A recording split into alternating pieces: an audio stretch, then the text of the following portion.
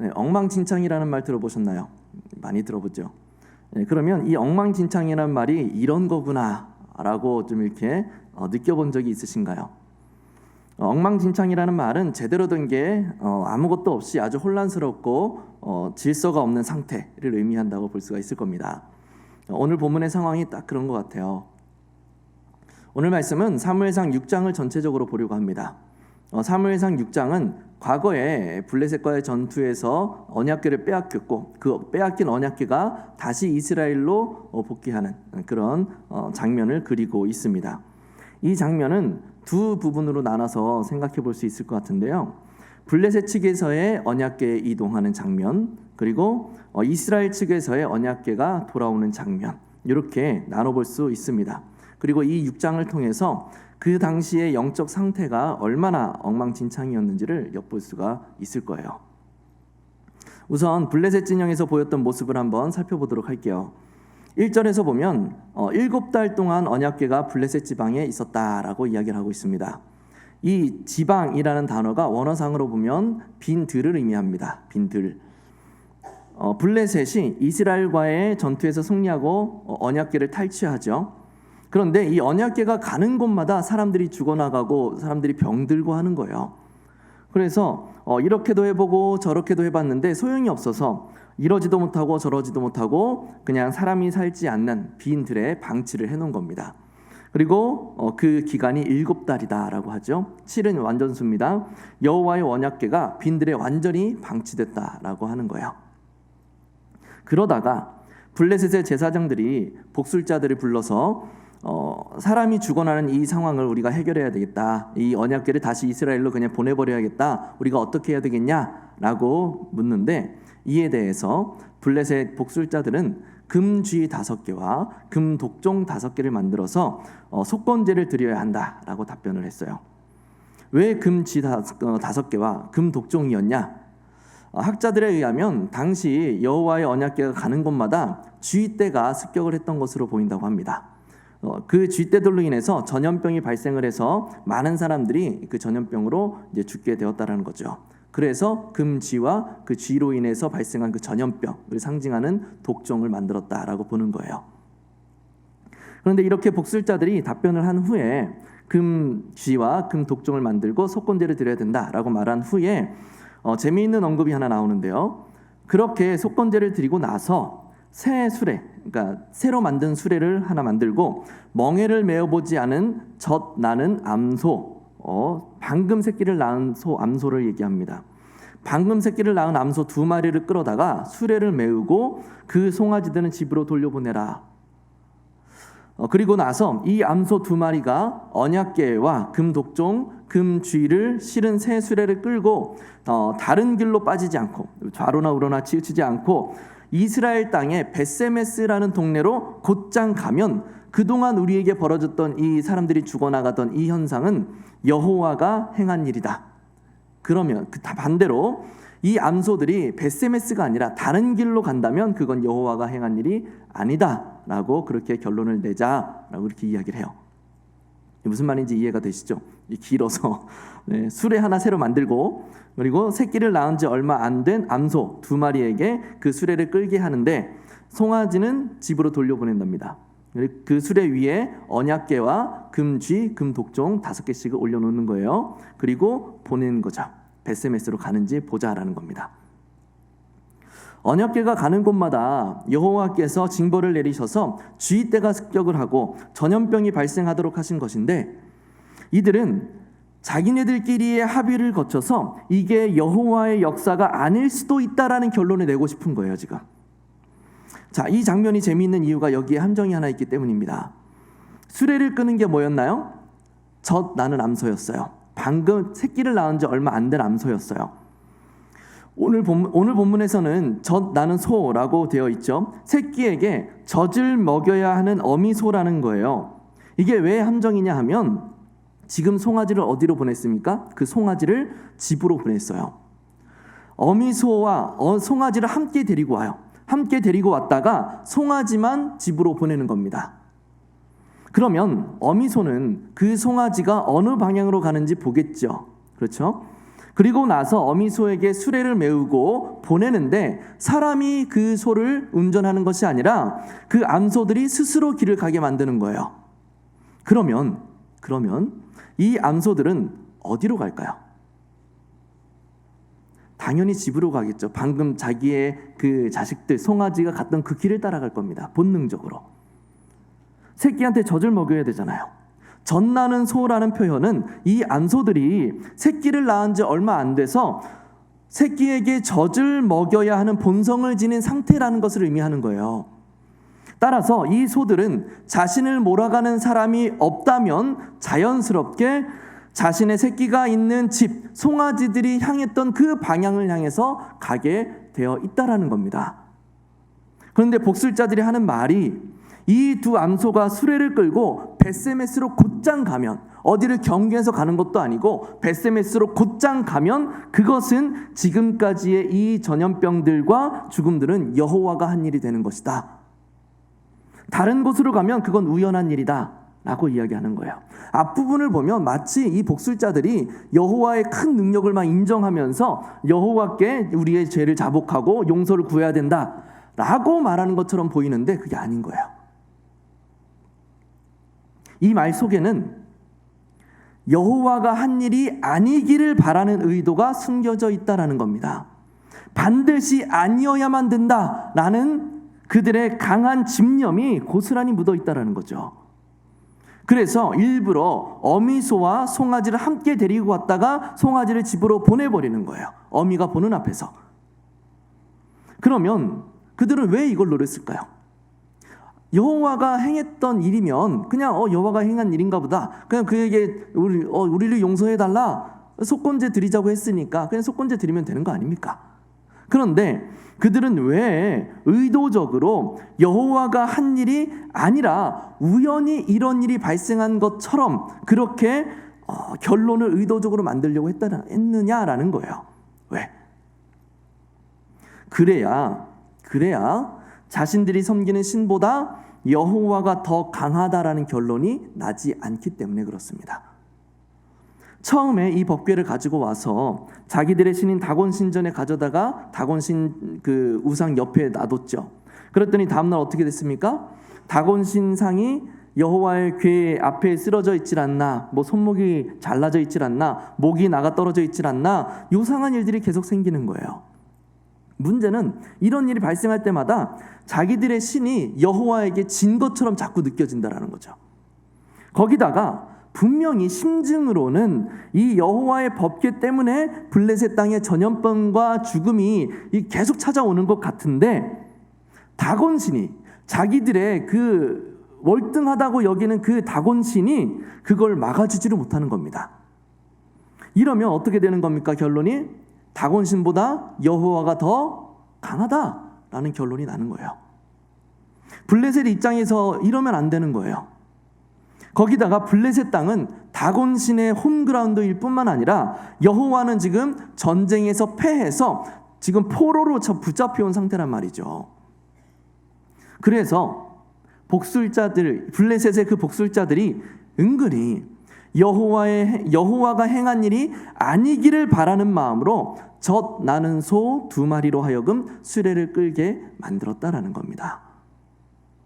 잘 보세요. 이것은요, 세상이 교회와 성도들을 향하여 행하는 모략들과 굉장히 닮아 있어요. 세상은 하나님이 없다고 말하고 또 하나님을 섬기는 일이 쓸모없는 일이라고 말하고 또 비합리적이고 무식한 일이라고 말하고 싶어 합니다. 말이 다르고 다르다고 하는 것처럼 어떤 한 현상에 대해서 어떻게 표현하느냐, 단어 하나를 어떻게 사용하느냐에 따라서 결론이 완벽하게 달라질 수가 있어요. 그런데 사탄의 세력들, 하나님을 대적하는 세력들이 이걸 아주 잘해요. 아무것도 아닌 것 같은데 그 안에 그리스도인들을 현혹하려는 아주 교묘한 속임수들을 심어두고 또 하나님과 교회의 영광을 무너뜨리려고 하는 얄팍한 계략들을 숨겨둘 때가 많다라는 거죠. 자기네들끼리의 임의로 내인 전혀 객관적일 수 없는 합의와 결론들을 가지고 하나님은 없다, 교회 다니는 것은 미련한 일이다, 교회는 사회에 전혀 쓸모없는 공동체다, 이런 말을 하려고 하고, 그러면서 하나님을 믿지 않는 자신들이 더 지혜로운 자들이고 승리자들이라고 말하고 싶어 한단 말이죠. 우리가 그런 그들의 허점을 간파해내지 못하면 우리는 세상의 계략에 홀랑 넘어가 버릴 수밖에 없는 겁니다. 그래서 교회에 다니면서도 세상의 사람들이 교회를 비판하는 그 말을 따라서 같이 편승해서 교회를 같이 비판하는 교인들도 많아요. 교회를 다니면서도 교회를 비판하는 거예요. 만약에 이 두 암소가 본성에 따라서 자기 새끼들이 있는 집으로 길을 갔다면 어떻게 됐을까요? 그렇다고 해서 그 암소들이 정말로 자기 송아지들이 있는 집으로 갔다고 해서 쥐와 전염병, 블레셋에 임한 그 쥐와 전염병이 하나님이 하신 일이 아니게 되는 겁니까? 아니잖아요. 정말로 소가 집으로 돌아갔다는 그 사실 하나 때문에 여호와는 다곤 신보다 미천한 신이 되는 겁니까? 아니잖아요. 사실은 여호와가 역사하신 일들이었음에도 불구하고 모든 블레셋인들은 안도했겠죠. 안도했을 겁니다. 역시 다곤신이 저런 미천한 신에게 진리가 없지, 이거는 다 우연히 일어난 일이야, 그렇게 말하면서 여호와의 이름을 모욕했을 거란 말이에요. 분명히 여호와가 한 일이었음에도 불구하고. 세상은 옛날이나 지금이나 여호와를 대적하고 하나님의 영광을 방해하기 위해서 아주 치밀하게, 우리가 정말 세밀하게 살펴보지 않으면 알아차리지 못할 정도로 교묘하게 역사합니다. 그걸 분별할 수 있는 통찰력이 우리에게 필요하다라는 거죠. 자, 그러면 이제 블레셋 진영에서의 이야기는 여기서 정리를 하고 언약궤를 받은 이스라엘 진영에서는 그러면 어땠는지를 한번 살펴볼게요. 앞에서 블레셋의 복술자들이 방법을 제시하면서 이 소들이 이스라엘에 어디로 가는지 보자라고 했습니까? 벳세메스라는 동네로 가는지 보자라고 했습니다. 이 복술자들이 이스라엘의 그 종교적인 어떤 상황을 그래도 대략적으로는 알고 있었던 것 같아요. 왜냐하면 이 벳세메스로 목적지를 설정한 이유가 있거든요. 이 벳세메스가 여호수아서에 먼저 등장을 하는데, 이 여호수아서에 보면 아론의 그 자손들에게 분깃으로 주어지는 그 도시들이, 지역들이 거론이 되는데 그 중에 하나가 이 벳세메스입니다. 한마디로 벳세메스는 제사장들 중에서 아론의 후손들이 머무는 마을이었다라는 거죠. 블레셋의 복술자들이 그걸 알았던 것 같아요. 그래서 목적지를 벳세메스로 설정을 한 겁니다. 복술자들의 의도와는 다르게 상관없이 암소들은 곧장 벳세메스로 가게 되고, 벳세메스에 있던 아론의 후손들, 곧 제사장들은 자신들에게 도착한 그 언약궤를 받아서 제사를 드리게 되죠. 번제를 드리는데 그 수레를 부서뜨리고, 암소가 끌고 온 그 수레를 부서뜨리고 그 나무들로 불을 피워요. 그리고 수레를 끌고 왔던 암소 2마리를 번제물로 바칩니다. 벳세메스 사람들이 골짜기에서 밀을 베다가 언약궤가 오고 있거든요. 엄청 좋아하는 거예요. 언약궤를 언제 보기는 봤는지 저 언약궤다 하고서 발견한 것 같아요. 들뜬 마음으로 15절에 보면 하나님 앞에 번제와 다른 제사들을 드렸다라고 이야기를 하고 있습니다. 여기서도 함정이 하나 있어요. 뭐냐 하면 번제로 드릴 수 있는 제물의 종류가 정해져 있다라는 겁니다. 번제에서 드릴 수 있는 제물에 대한 율법이 있는데 번제를 드릴 때는 반드시 수소로 드려야만 합니다. 수소. 이 장면에서의 함정은 소로 드리냐 양으로 드리냐가 아니라 수컷이냐 암컷이냐 거기에 있는 거예요. 번제를 드리려거든 수소를 드리든 순양을 드리든 아무튼 수컷으로 드려야만 되는 겁니다. 하나님이 율법으로 지정해 놓으셨어요. 그런데 지금 벳세메스에 있던 그 제사장들이 암소 2마리를 가지고 번제로 드렸단 말이죠. 거기다가 19절을 보면 벳세메스 사람들이 여호와의 궤를 들여다봤대요. 언약궤는 원래대로면 지성소에 안치가 되고 1년에 딱 한 번 대제사장 한 명만 혼자서 지성소에 들어가서 언약궤 앞에 설 수가 있었단 말이죠. 그런 대제사장도 언약궤를 만지거나 그 안을 들여다봐서는 절대 안 됐습니다. 혹시나 언약궤에 먼지가 묻어서 이거 좀 닦아야겠다, 그런 의도로도 절대 언약궤를 만지면 안 됐어요. 애초에 대제사장조차도 언약궤를 만질 수조차 없었는데 이 벳세메스 주민들은 언약궤 덮개를 직접 열고 그 안을 살펴봤다라는 거예요. 근데 벳세메스에 사는 그 주민들이 주로 어떤 부류라고 했습니까? 제사장들이라고 했죠. 제사장들이었는데 이 기본적인 사항들마저도 너무 가볍게 무시해버린 겁니다.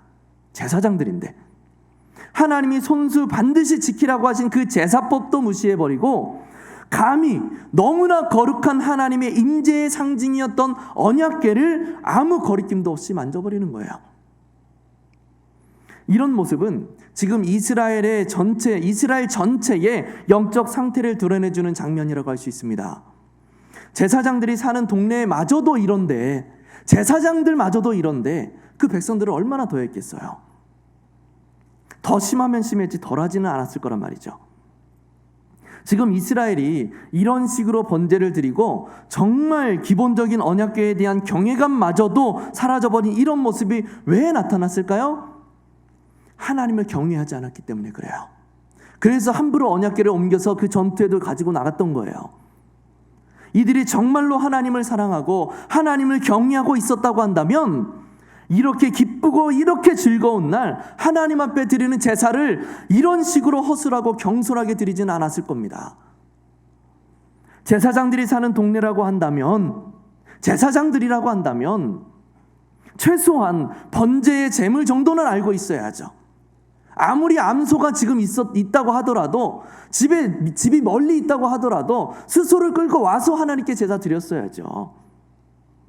최소한 언약궤를 만지면 안 된다라는 그 하나님을 향한 두려움은 지니고 있었어야 되는 거 아니었습니까? 그런데 그게 아니었단 말이죠. 이 이스라엘 백성들은 하나님을 너무나 경홀하고 가볍게 여기고 있었던 겁니다. 그러면서 속으로는 하나님이 명령하신 그 율법에 따라 제사를 드리지 않아도 우리가 제사 드리는 것만으로도 하나님은 기뻐하실 거야 라고 생각을 했을 거예요. 언약궤가 이스라엘로 돌아온 날이니, 너무 기쁜 날이니 우리가 어떻게 제사를 드리든 여호와는 기뻐하실 거야. 우리가 언약궤를 조금 만지고 그 안을 살펴봐도 하나님이 기쁜 날이니까 용서해 주실 거야. 눈 감아 주실 거야. 더 정확하게는 우리가 제사를 드리니까 하나님은 기뻐하셔야 돼. 언약궤가 돌아온 날이니까 여호와는 기뻐하셔야 돼 라고 생각했을 가능성이 높을 것 같아요. 이미 이스라엘 전체의 영적 상태가 너무너무 많이 망가져버린 거죠. 19절에 보면 그렇게 하나님에 대해서 가볍게 여기던 그 백성들에게 결국 하나님으로부터 5만 70명이 심판을 받아 죽게 되었다라고 이야기를 하고 있습니다. 우리가 살아가면서 하나님을 가볍게 여길 때가 있어요. 내가 어떻게 살든, 내가 어떻게 예배하든 그게 중요한 게 아니에요. 그게 아니라 내가 예배한다는 것 자체가 중요하다고 생각하는 겁니다. 그게 하나님을 가볍게 여긴다고 말하는 거예요. 내가 교회에서 봉사하고 있다라는 그 사실 자체가 중요하고, 내가 교회에 헌금을 내고 있다라는 사실 자체가 그 어떤 것보다도 무거운 가치를 지닌 것처럼 그렇게 착각하고 살 때가 있다라는 거예요. 우리의 삶 속에서 율법에 더 중한 바 정의와 긍휼과 믿음을 행하고 있지를 못하고 있는데 그저 교회에 나와 박하와 회향과 11조를 드리고 있다라는 사실 때문에 나는 잘하고 있어 라고 착각할 때가 있다라는 거죠. 예배에 나와서는 하나님 앞에 마땅히 올려드려야 될 그 경건함과 거룩함에 대한 집념이 없음에도 내가 예배하는 것이 하나님께는 당연히 기쁨이 되어야 되고 내가 찬양하는 것이 당연히 하나님의 보좌를 울려야 돼 라고 생각하는 거예요. 내가 하는 거니까. 하나님에 대한 진실한 마음도 없이 하나님을 가볍게 여긴다면 어떻게 우리의 찬양과 우리의 예배가 하나님께 연락이 될 수가 있겠습니까? 반대로 하나님을 경외하고 주님을 향한 진실한 마음이 우리 안에 있다면 우리는 찬양할 수밖에 없고 우리는 예배할 수밖에 없고 기도할 수밖에 없겠죠. 그런 찬양, 그런 예배, 그런 기도가 어떻게 하나님께 올려지지 않을 수가 있겠어요? 우리가 종교생활 자체에만 집중하면서 내가 어떻게 예배해야 될지, 하나님이 무엇을 원하시는지, 예배하는 가운데 내 마음은 어떠해야 되는지 여기에 관심을 두지 못하고 있다면 그것은 암소로 번제를 드리고 언약궤를 자기들 마음대로 들여다보았던 벳세메스의 그 제사장들과 별반 다르지 않은 모습일 겁니다. 오늘 본문에서의 모습은 하나님을 믿지 않는 이방 백성들이나 또 하나님의 백성이라고 내세우던 이스라엘 백성들이나 별반 다를 것이 없었던 거예요. 하나님에 대한 그들의 태도와 행동은 이쪽이나 저쪽이나 말 그대로 엉망진창이었던 거죠. 말씀을 맺겠습니다. 하나님을 대적하는 세력들은 정말 머리가 좋아요. 나쁜 의미에서 지혜로워요. 그래서 믿음의 백성들을 어떻게 꾀이고 또 어떻게 해야 성도가 자기 자신도 모르는 사이에 하나님과 멀어지고 또 하나님의 영광을 가리게 만들 수 있는지 그들은 잘 알아요.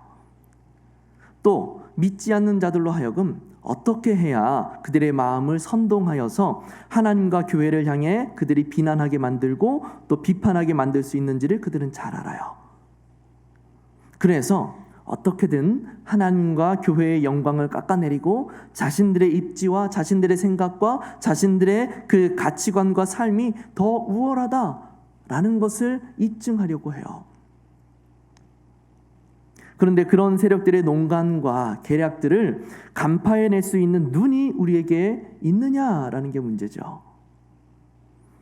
이 세상의 문화와 사회, 경제, 정치를 통한 그들의 계략, 내 가족, 내 주변인들을 통한 그들의 교묘한 유혹들, 그것들을 간파해내고 하나님과 교회의 영광을 지켜낼 수 있는 지혜와 능력이 우리에게 있느냐? 이것만 해도 쉽지가 않은데, 이것만 해도 너무 어려운데 어떨 때는 내 자신조차도 이미 하나님 앞에 신실하게 세워져 있지 못할 때가 있다라는 것이 참 애석하고 슬픈 일이죠.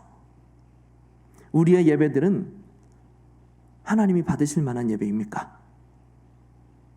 아니면 하나님이 뭘 기뻐하시는지, 하나님이 무엇을 명령하셨고 무엇을 원하고 계시는지와는 상관없이